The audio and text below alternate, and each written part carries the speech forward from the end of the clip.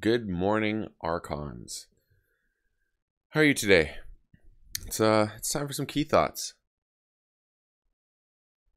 Just drinking my coffee, my Christmas jammies, with some things to share from my mind through the mic to you. You may notice that you see two decks mainly taking up your screen, which consist of House Geistoid. Yes, these are my Grim Reminder decks. I've been playing them in a fishbowl sort of tournament to see which one is the best one. And I'm currently in a predicament where one deck has beaten the other, so there is no clear champion currently. So now I have to go to a best of series to try and figure it out. But along the way, I've gotten to play Grim Reminders and really seen some interesting things happen. So I wanted to share my thoughts on Grim Reminders thus far from this small sample size of decks I have. And I definitely was inspired by this by listening to Sydney and Zach's most recent episode of Help from Future Self, which I was not a part of and got to be a listener and I got to be a dear listener, in fact, as Zach likes to put it, and listen to their thoughts. And it really sparked so many interesting things for me from my own experiences playing Grim Reminders over the past few days. And of course, we cannot have an episode without talking about a card of the week.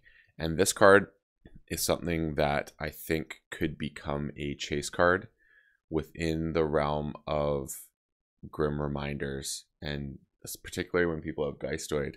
It's a rare, so you won't see it that often, but when you do, it does things. This was a game changer in my games I was playing. When this card was able to fire off, it completely skewed the game. And the card we have this week is Island of Misfit Toys. So it is an artifact that says return each Geistoid card from your discard pile to your hand, purge Island of Misfit Toys. So there's no delay of getting all your cards back. And it can lead to some wild things. Like, there are so many great things within this set that are going to have credence to make this insane. So as it happens, when I played this deck, this was something that kind of went off. So they're actually all at the top. This isn't sorted that way, but most of my Geistoid stuff is here. And the great thing about Geistoid is there's a lot of things within it that help you use your discard pile in such a great way and have recursion from the discard. Now, the main thoughts I have about playing Grim Reminders as I've gone through this is this deck here happens to have a double Haunted House in Geistoid. And since double Haunted House basically says, if this is how I just read this. Make sure you're haunted because every turn you gain 2 Ember no matter what. That's literally what that reads to me. So by having double of that, it's pretty good. And then obviously getting to have your discard pile as a fuel for archiving 2 cards from your discard pile, that's pretty awesome. So it was really great. And I found that I cared more about fueling my discard as I play with all the decks, more so than anything else. Like, I wanted to be haunted as fast as possible. I wanted to have everything there. I didn't care. And then there was a certain point where I had to figure out how to slow down the flip of the deck. But there's also other tools where I find like it was maybe a 1 turn, maybe 2 turn delay to getting back to that state of haunted.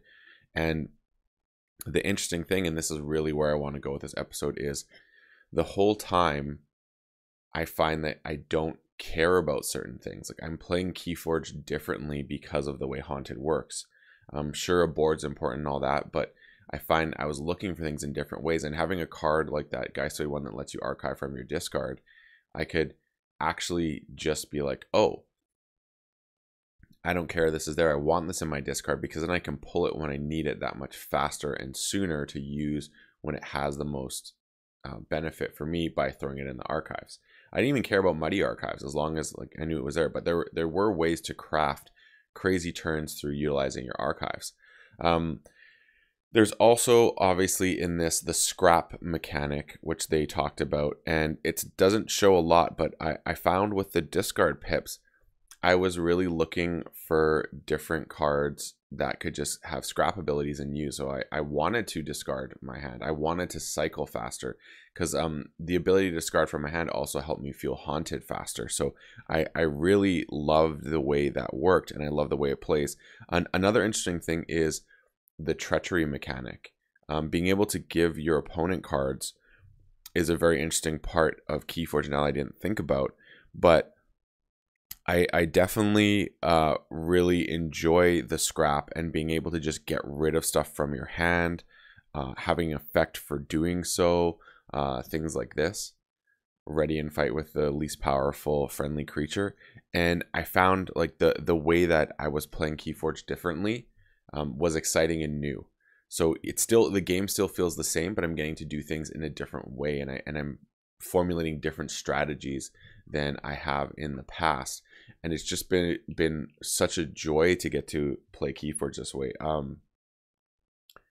Winds of Exchange, when like I love the set, don't get me wrong, but when I was playing Winds of Exchange early on, like when I had a sample of decks to play with, courtesy of Sydney, I noticed that it was fun playing it, but I didn't have like this crazy excitement. With Grim Reminders, I have a crazy excitement playing it.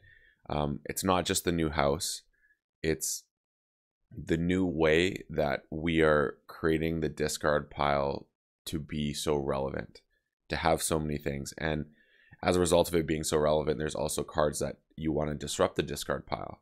So there's just so many levels to what this set is going to bring for the way we play KeyForge and play KeyForge in a new way. I think if you haven't got to play it yet, you should be very excited for what's about to come, because it's going to be a blast. And I also think that Alliance could become just insane with this set potentially. Like just absolutely insane. Some of the things are going to come together, especially with Ecto Charge. I don't know if there's a limit on the Ecto Charges, because if there isn't, and you can have 3 Ecto Charges, there will be decks that's how they'll play. They'll just look to get the 3 Ecto Charges and then go boom, boom, boom, one after the other. Maybe there is a limit in the algorithm, which I would say would be prudent. So you see Ecto Charges often, but you don't see more than 1, maybe 2. I don't know, but I could see that being a broken part of the game. So we'll see what happens in that regard. But I just wanted to share my excitement of Grim Reminders for what it's bringing. The discard pip is amazing. I love it. Like the discard pip is one of my favorite things. You get to utilize scrap abilities potentially. And even though if you listen to the most recent Help from Future Self, there's actually not a lot of scrap cards within the context of how many cards are in the set. I believe it is nice that it appears frequently, in the sense that, like, I was shocked because I'm like, I feel like there's so much scrap I can use, because I think it's on a lot of commons and things you'll see multiples of and you'll see frequently, so you'll get to use it even though it's not on a variety of cards. The cards it's on show up enough that you'll get to see them frequently. So getting that ability to discard cards out of your hand with the potential to get things into your discard, make your hand have less cards in it so you cycle faster by filling up more. It's all just helps a lot. Dead cards feel less dead because of discard pips. You don't care about cards that are more vanilla because you can just get rid of them. And going into your discard means that you're 1 card higher towards the haunted mechanic, which means you're going to make other abilities go crazy. It's really fun to see, and it's a really well thought out set in terms of new things you're getting to experience when you play. I think this set's going to be bonkers though. I really do. So far, Geistweight is my favorite house. Easy. Like one of my favorite houses I think I've ever played so far, based on the limited 3 I have. And aside from that, I only have Brobnar and Equidon and 1-star lines to go off of.